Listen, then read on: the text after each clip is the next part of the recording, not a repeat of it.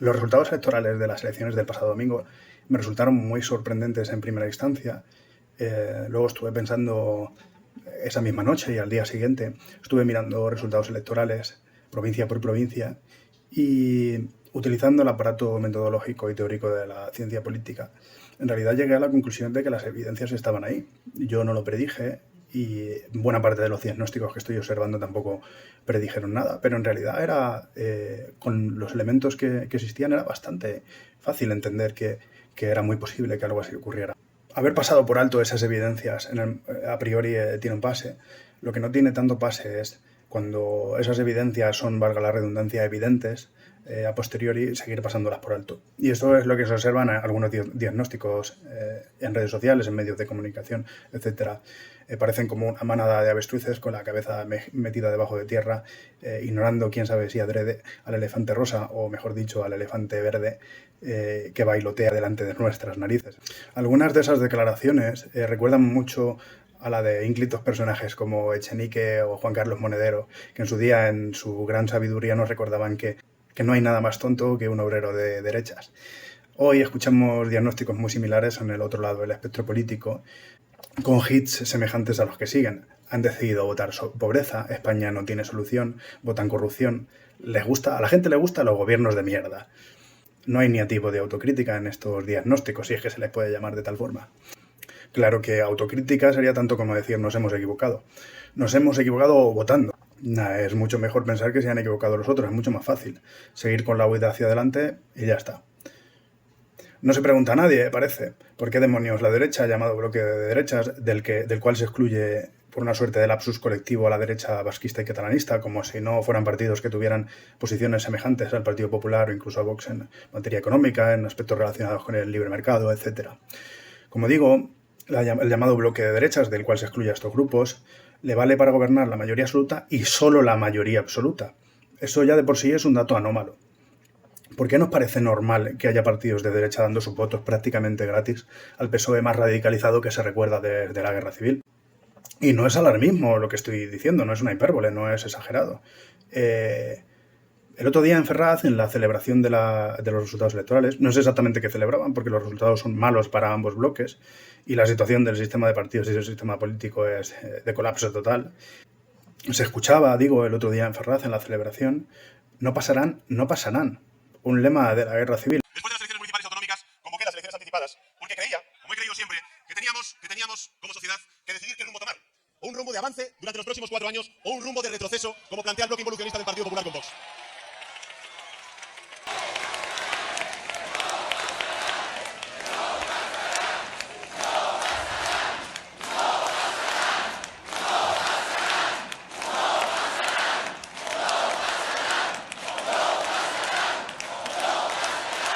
Pues esto es cuanto menos sorprendente, y es algo que era inimaginable hace unos años. Quizás se deba en parte a la vía que abrió Rodríguez Zapatero con determinadas políticas gestuales. Como digo, ¿por qué normalizamos que el PSOE sea capaz de concitar los apoyos de partidos de derecha del Parlamento, con poquitos escaños pero suficientes para gobernar?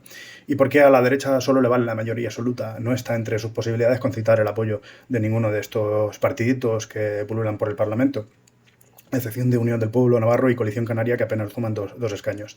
Nadie se pregunta por qué. La razón es bien sencilla. El elefante verde que baila en la habitación. El elefante verde, hombre. Tampoco se preguntan por qué, y esto lo sabemos todos, yo lo sé yo y los que me estén escuchando, porque todos tenemos familiares y amigos de izquierdas. Como digo, nadie se pregunta por qué la izquierda ha renunciado a rendir cuentas a un gobierno en una legislatura en la que la mayoría amplia de la población, y esto incluye a sectores muy amplios del electorado de izquierda, calificaría la legislatura como mínimo de mediocre, y esto es quedarse bastante corto. En mi opinión, es la peor legislatura de los 40 y pico años de democracia desde la segunda legislatura de Zapatero, que creo que se lleva la palma. Buena parte del electorado de izquierdas, desde luego, contento no está. Entonces, ¿por qué un electorado de izquierdas que debería estar, por lógica, desmolarizado y desmovilizado, ha salido en tromba a votar? ¿Por qué difiere tanto su comportamiento al que tuvo en las elecciones de finales de 2011, cuando apeó del gobierno a Rodríguez Zapatero tras una gestión de la crisis económica nefasta? ¿Por qué ha renunciado un sector tan amplio de la ciudadanía a ejercer la rendición de cuentas sobre el gobierno, cuando precisamente Si una cosa caracterizaba el comportamiento electoral de los españoles es que cuando la derecha estaba movilizada, la izquierda estaba desmovilizada y viceversa. Es decir, existían mecanismos de rendición de cuentas en el comportamiento electoral de los españoles. ¿Por qué han desaparecido esos comportamientos? Nadie se lo pregunta. Pues básicamente por la dinámica centrífuga en la que se encuentra el sistema político español, su sistema de partidos, y algunos de los fenómenos que ayudan a explicar esa mecánica son a su vez causas y consecuencias de una enfermedad que inició con una crisis económica en 2008 y siguió con una crisis social y política. Esas dinámicas centrífugas, esa enfermedad se concretó a partir del 2015 en una mutación del sistema de partidos, en la emergencia de formaciones como Podemos, en la emergencia de formaciones como Vox o en el procés catalán.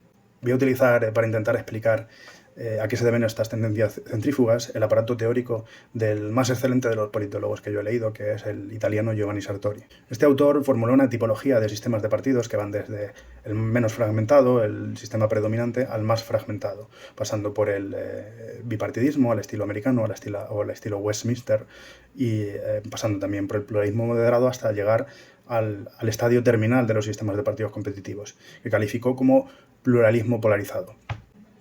Este pluralismo polarizado es un animal enfermo, es el estadio terminal de una enfermedad. Algunos de los ejemplares de esta especie fueron el Chile pre-Pinochet, la Tercera y la Cuarta República Francesas, la República de Weimar, que acabó con el ascenso de Hitler al poder, y un viejo conocido nuestro, la Segunda República.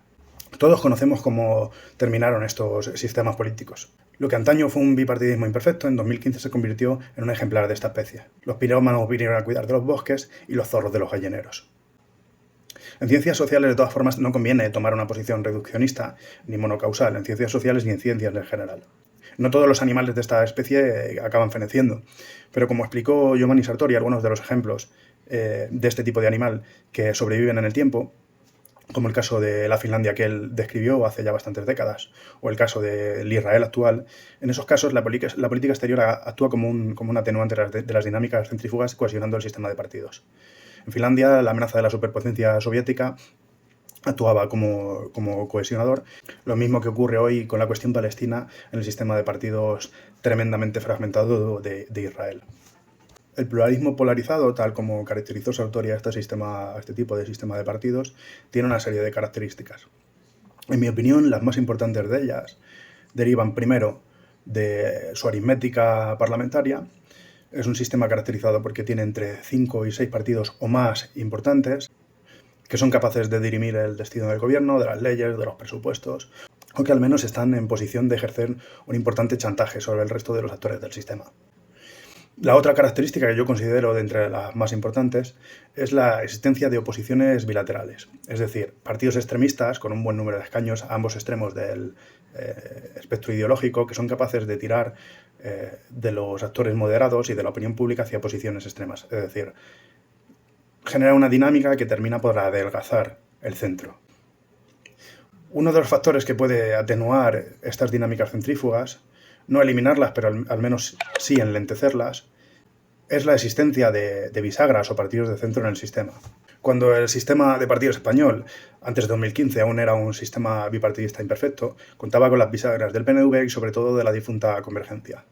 Los catalanistas, antes de embarcarse en una deriva radicalista, habían venido facilitando los gobiernos a ambos lados. Por ejemplo, Felipe González en 1992 o Aznar en su primera legislatura en el 96. Ciudadanos intentó ocupar esta posición de bisagra del sistema político, con sus aciertos y sus más numerosos errores. Pero lo cierto es que hoy el sistema de partidos español, cuando quizá más necesite este tipo de mecanismos, los encuentra totalmente ausentes. Podemos es un síntoma de esta enfermedad y además causa la agudización de la misma. El Procés era un síntoma de esta enfermedad y lo mismo. Y Vox es un síntoma de la misma enfermedad. Y para nada esa solución de extrema necesidad que ellos aducen ser. Más bien es un problema para España y para los españoles. Un factor más de agudización de la separación interbloques y de la dinámica centrífuga del sistema político español y de su opinión pública. Quizá esto lo más preocupante. La degeneración, la herrumbre y la cochambre que observamos hoy en la opinión pública y en el sistema de partidos y en el sistema político español alimentan la degeneración, la herrumbre y la cochambre en un modelo en espiral. La gente vota con desesperación, con hastío, con las vísceras, y el de la otra orilla le llama tonto, subnormal, borrego, no sabes votar. Hemos observado este tipo de comportamientos, este tipo de discursos en élites políticas de prácticamente todos los partidos políticos. De nuevo el pirómano cuidando de los bosques. El centro paga, la moderación paga.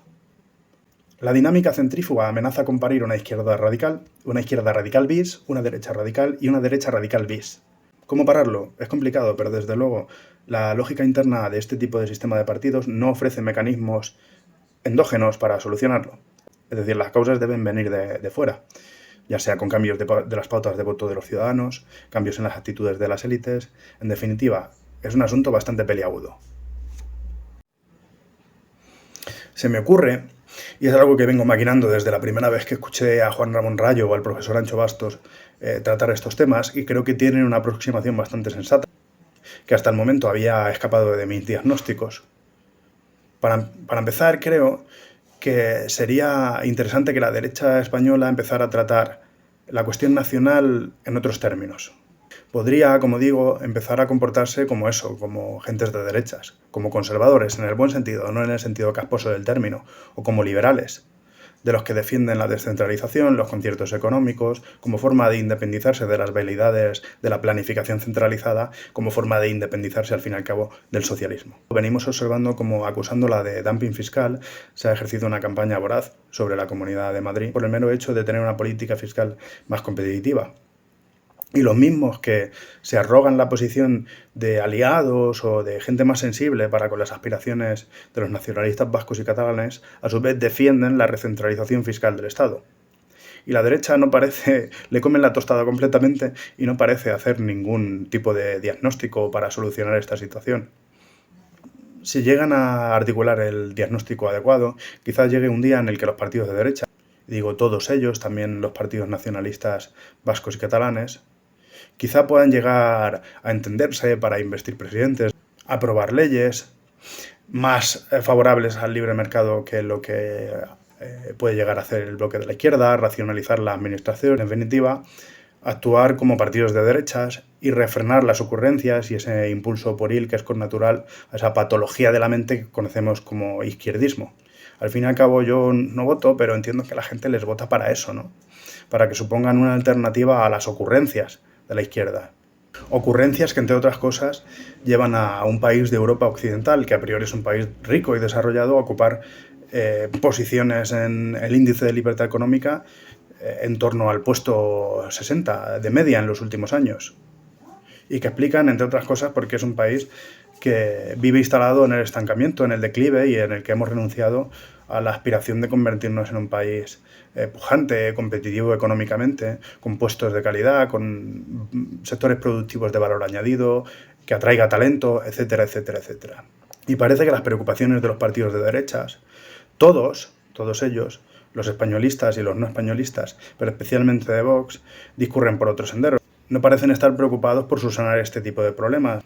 Parecen más preocupados por una política gestual y gesticulante que no nos lleva a ningún lado. En mi opinión, para que estos anhelos algún día lleguen a buen puerto y los partidos de derecha se dediquen, por ejemplo, en campaña a hablar sobre todo de temas económicos, que creo que es lo que deberían hacer, en mi opinión, para que esto ocurra, Vox debe desaparecer. Y si no desaparecer, mutar tanto que no le reconozca ni su santísima madre. A algunos les sorprenderá o incluso les enfadará este diagnóstico, pero Vox es en definitiva el sueño húmedo de la izquierda española. Nunca fue tan osada de soñar que le cayera del cielo algo semejante. Como decía, Podemos, Vox y el Procés son en definitiva síntomas de una enfermedad. La etiología de dicha enfermedad se puede rastrear a partir de la crisis de 2018, una crisis económica deviene en crisis social y política y amenaza con degenerar el sistema político, el sistema de partidos y la opinión pública. Un animal enfermo para el que Giovanni Sartori, el Carlos Linneo de los sistemas de partidos, creó el taxón de pluralismo polarizado. ¿Qué es, pues, el pluralismo polarizado? ¿Cuál es su dinámica? ¿Qué factores la explican?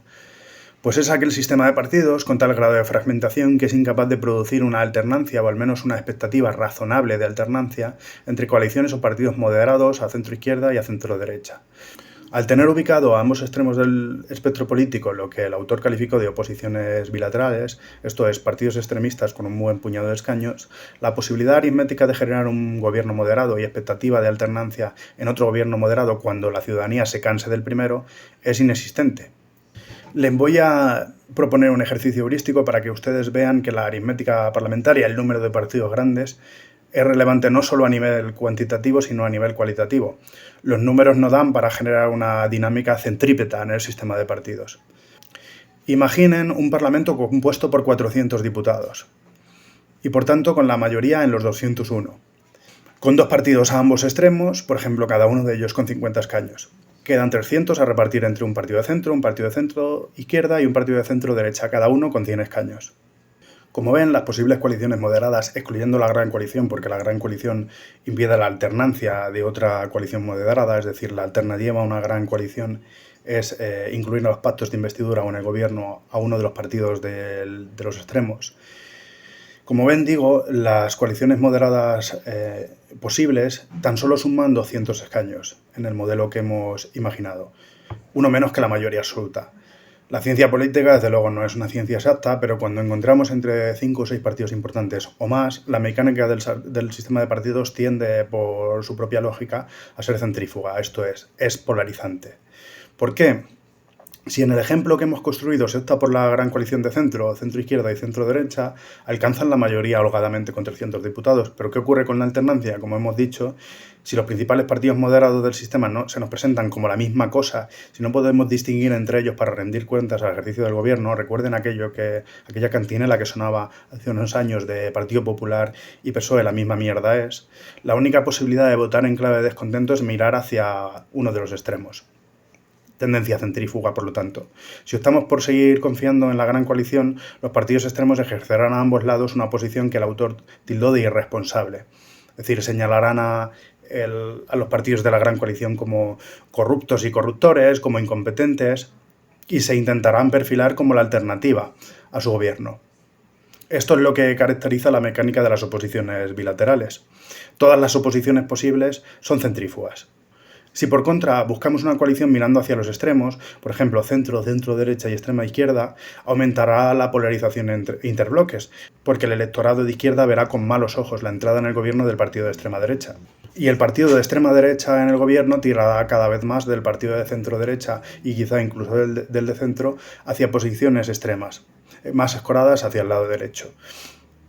Como hemos dicho, este animal enfermo que caracterizamos como pluralismo polarizado se caracteriza, pues, porque no puede encontrar en su lógica interna de funcionamiento la solución a los problemas que le son intrínsecos. La cura a su enfermedad ha de venir de factores exógenos, como un cambio en las pautas de voto de la ciudadanía o cambios en las actitudes de las élites. La mecánica del tipo solo ofrece la posibilidad de enlentecer la dinámica centrífuga si hay un partido de centro o partidos que actúen como bisagras del sistema. No es el caso del sistema de partidos surgido de 2015, aunque Ciudadanos lo intentó, pero su reciente colapso y las posiciones enconadas entre el llamado bloque de la derecha y la derecha nacionalista vasca y catalana imposibilitan la existencia de mecanismos centrípetos de este tipo. Con lo dicho, ¿creen ustedes que existe la posibilidad del surgimiento de una eventual fuerza de centro en España que actúe como bisagra del sistema y enlentezca las dinámicas centrífugas del mismo? Lo primero, aclarar un punto, y es que Giovanni Sartori, en su tipología del polarismo polarizado, hizo una distinción entre partido de centro y posición de centro. Para él, en los sistemas pluralistas polarizados, siempre había una posición de centro independientemente de que hubiera o no un partido de centro. La posición de centro, al estar ocupada, ya sea por un partido que actúe como bisagra o por 2 o 3 partidos de centro izquierda, de centro derecha, la configuración que ustedes imaginen, al estar el centro ocupado por estas fuerzas y al haber en el Parlamento también fuerzas extremistas que quieren acabar con ese sistema político, el hecho mismo de que el centro esté ocupado, de que el centro como posición esté ocupado, genera dinámicas centrífugas. Les resultará paradójico con lo dicho hasta ahora. La cuestión es que en este tipo de sistemas la dinámica centrífuga es simplemente inevitable, pero haciendo uso de la distinción de Sartori entre posición de centro y partido de centro, entendiendo que no son exactamente la misma cosa, entenderemos lo que nos quería explicar el politólogo italiano. El partido de centro enlentece la dinámica centrífuga, pero el hecho de que la posición de centro ocupe, valga la redundancia, una posición de centralidad en ese sistema de partidos, en sí mismo genera dinámicas centrífugas. en tanto en cuanto tiene a ambos lados oposiciones bilaterales. Como ven, la dinámica de este tipo de sistema es bastante compleja. En la imagen pueden observar el estudio postelectoral de las elecciones generales de 2019. Observan marcado en naranja aquellos que no votaron en dichas elecciones. La escala de autoubicación ideológica es una escala que va del 1 al 10, siendo 1 la extrema izquierda y 10 la extrema derecha, que se utiliza para preguntar a los encuestados sobre en qué posición en el espectro ideológico ellos se encuentran. Como pueden observar en España, los abstencionistas presentan un porcentaje en las posiciones intermedias de la escala, el 4, el 5, el 6, mucho más grandes, una proporción mucho más grande que el resto de votantes del resto de partidos. Para ilustrar este extremo, observen el centro aritmético de la escala de autoubicación ideológica, el número 5. En esta posición, el 10% de los encuestados votan al PSOE, el 10% votan al Partido Popular y el 10% votan a Ciudadanos. Estos son los partidos a los que más vota el votante de centro en España. Sin embargo, las categorías con mayor porcentaje dentro de la población son no votó con casi un 20% y no contesta con casi un 27%. Es decir, los votantes de centro, en el estudio postelectoral de 2019, casi la mitad de ellos dan muestras de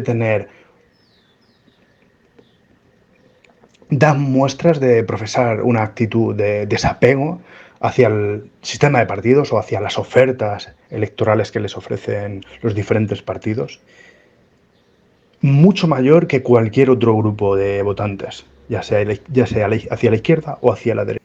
Si bien es cierto esto, el sistema electoral, las pequeñas magnitudes de buena parte de las circunscripciones españolas dificultan la emergencia de un quinto partido. La posición de quintos o sextos partidos, que son importantes para la gobernabilidad, más bien la ocupan los partidos nacionalistas vascos y catalanes. Sin embargo, como demostró la pasada legislatura, sí que hay espacio para que exista una formación de centro, incluso cuando haya 5 grandes formaciones a escala nacional. Tampoco sería posible armar una solución de este tipo de la noche a la mañana. Habrá que esperar. Lo que sí que sabemos seguro es que según se acrecienta la distancia entre bloques en sistemas de partidos como el nuestro, la moderación paga. El votante medio de Anthony Downs, ante la ausencia de una opción genuinamente moderada, tiene la opción de viajar a la abstención o hacia uno de los extremos. Los vasos comunicantes terminan por destruirse. La única alternancia posible es entre bloques que se odian y se detestan cada vez más. La polarización ideológica, concepto que en ciencia política utilizamos para definir aquella polarización de issues o temas de política pública, pero que no tiene necesariamente por qué conllevar una brecha social, corre el peligro de derivar en este otro concepto de polarización afectiva que utilizamos para describir la situación en que efectivamente la polarización escapa del sistema político, del sistema de partidos, de las élites en definitiva, y acaba penetrando en el cuerpo social. Cuando se acrecienta esta polarización afectiva, la cuestión no es ya estar a favor o en contra de una regulación más laxa o más estricta del aborto y teniendo debates racionales al respecto, no es ya estar a favor o en contra de una política más o menos redistributiva. Cuando aumenta esta polarización afectiva, lo que ocurre es que la gente con ideas diferentes termina por odiarse. Este tipo de polarización, creciente en todas las democracias occidentales en los últimos años, lleva a situaciones endiabladas. Por ejemplo, en los estudios que se hacen de polarización afectiva en los Estados Unidos, que son más fáciles de realizar porque solo existen 2 partidos y la batería de preguntas que tienes que articular es más sencilla, se llega a preguntar a los encuestados cuestiones como la que sigue. ¿Le gustaría a usted que su hijo o hija contrajera matrimonio con un votante del partido contrario? Y muchos ciudadanos estadounidenses corren la tentación de responder que no les gustaría. Y es que recordemos que, si se me permite la metáfora, los señoritos hacen la guerra, pero no son ellos los que libran las batallas en el frente. Los que pagamos el plato roto somos los ciudadanos. En definitiva, nos encontramos en el escenario ideal para que proliferen los pirómanos, los populistas y los autócratas. Los pesos y contrapesos que caracterizan a la democracia liberal devienen vulnerables, y es algo que venimos observando en muchos países occidentales en los últimos años. Devienen vulnerables a la pulsión radicalista de las élites, el respeto por la dignidad y los derechos fundamentales de los oponentes políticos se resquebraja. No en vano, el último ejemplar que conocimos en España de pluralismo polarizado fue ni más ni menos que la Segunda República. El pluralismo polarizado es, en definitiva, una enfermedad de tipo terminal. Pero si tanto hablamos de que una de las posibles soluciones parciales, al menos, a este problema es la emergencia de un partido de centro, cabe preguntarse qué es un partido de centro. Lo definen sus propuestas programáticas, sus posiciones en materia de política pública. ¿Qué define un partido de centro? En mi opinión, no son estas cuestiones, sino las actitudes que tenga ese partido y su electorado. Haciendo uso de los dos conceptos aducidos anteriormente, lo que define a un partido de centro a la bisagra de un sistema no es su posición en términos de polarización ideológica, sino del segundo concepto que hemos acuñado, polarización afectiva. En la imagen pueden observar cómo Junts, seguido de Vox, son los partidos que más férreamente se identifican con su propio partido y que más brecha afectiva presentan con los votantes de otros partidos. Habría que ver si el etos supuestamente tolerante de la izquierda radical no es una cortina de humo que esconde una intolerancia del mismo tipo, porque si observamos, Podemos y ahora Sumar tiene uno de los electorados que más identificación partidista tiene, y el ellos y el nosotros son las dos caras de una misma moneda en las dinámicas polarizadas. En todo caso, si observamos las posiciones de los partidos que menos intolerantes se muestran con los votantes de otros partidos, alguno se puede llevar una sorpresa. Estos son Ciudadanos, Partido Popular y Partido Nacionalista Vasco. Y lo que define precisamente a un partido de centro es este etos tolerante, con los votantes de otros grupos y con sus élites políticas, es decir, sus actitudes, y no tanto sus posiciones filosóficas o sus posiciones de política pública. Pero si decimos que lo que define un partido de centro son sus actitudes, cabe preguntarse, ¿sus actitudes respecto a qué? Porque esto es relevante a la hora de dilucidar si efectivamente Partido Nacionalista Vasco, Partido Popular y Ciudadanos, antes de su defunción, son partidos de centro. Cabe preguntárselo porque una sociedad políticamente no está definida por la existencia de un solo clivaje. Además, el músculo electoral de un partido de centro depende precisamente de hasta qué punto ocupa la centralidad en los diferentes clivajes presentes en esa sociedad. Esta capacidad de ocupar esa centralidad en todos los clivajes es lo que define cómo de competitivo será ese partido de centro, cuál será su caladero de votos y qué potencial de formar parte de gobiernos y de actuar como bisagra del sistema tendrá. Imaginemos que la religión, la ideología y la cuestión centro-periferia son los tres clivajes en un determinado sistema de partidos en un país imaginario.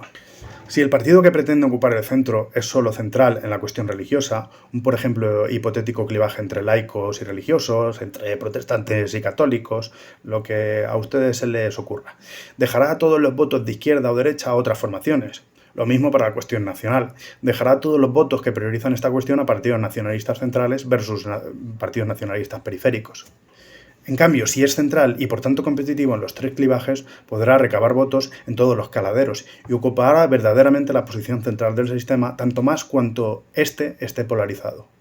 Esta es la gran debilidad de la derecha española. Azuzar la pulsión identitaria garantiza un buen suelo electoral, pero constituye a su vez su techo de cristal. A nadie que lo piense dos veces extrañará esta afirmación, porque imaginemos la reacción de alguien, de un elector de centro-izquierda o de centro, cuando escucha retóricas incendiarias entre élites políticas, por ejemplo, respecto a cuestiones de política económica. ¿Verdad que es plausible pensar que a ese tipo de elector, cuando ve un escenario demasiado combativo, demasiado beligerante, esa situación le genere rechazo? ¿Por qué pensamos que en la cuestión nacional es diferente? ¿Por qué demonios el PP y Vox son incapaces de avenirse al voto del PNV para una eventual investidura? Ya hemos visto que Feijóo ha llamado a la puerta del Partido Nacionalista Vasco y este le ha contestado con un rotundo no, a la máxima celeridad.